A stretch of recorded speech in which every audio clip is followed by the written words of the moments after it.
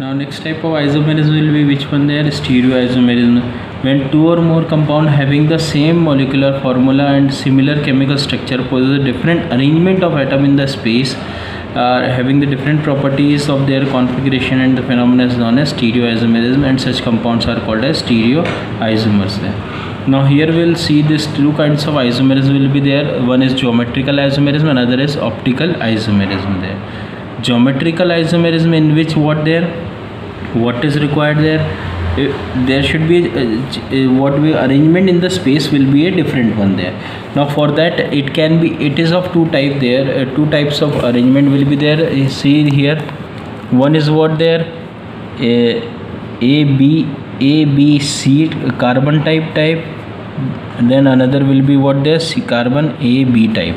Now here what we'll see in the next case, we would see what are the conditions required for a geometrical isomers to be held over there. First of all, the condition will be there should be a carbon double bond will be present over there. Then the next element will be the two elements which is attached to a carbon, they should be different. If here what is there, chlorine will be there, here OH will be there, so here should also be again OH and chlorine, the same what we can say, the same type of the functional group should be present over there, then only it can be form a geometrical isomerism there. So it is of two type. In case if it is arranged in the same site, suppose here carbon double bond will be there, one is here Cl, another is here again Cl, here what we can say OH and again OH, here we can say OH is on the same side and Cl will be on the same side, then this kind of isomerism will be called as the cis isomerism or the cis structure there. If it is on the opposite side, OH will be on the opposite, Cl will be on the opposite, and they are not coming in the same plane, then they will be termed as what they are, trans isomerism there. So this is the two different spatial arrangement of the elements over there. One is on the same side, another is on the different side of the doubly bonded carbon atom. So this kind of arrangement will be called a cis trans arrangement there, or cis arrangement, or the cis isomer or the trans isomer there. So what are the rules should be there? First of all, there should be a doubly bonded carbon atom should be present over there, and what is there, the highly bonded the atom having the higher atomic number gets the higher priority if attached to the double bond carbon atom over there.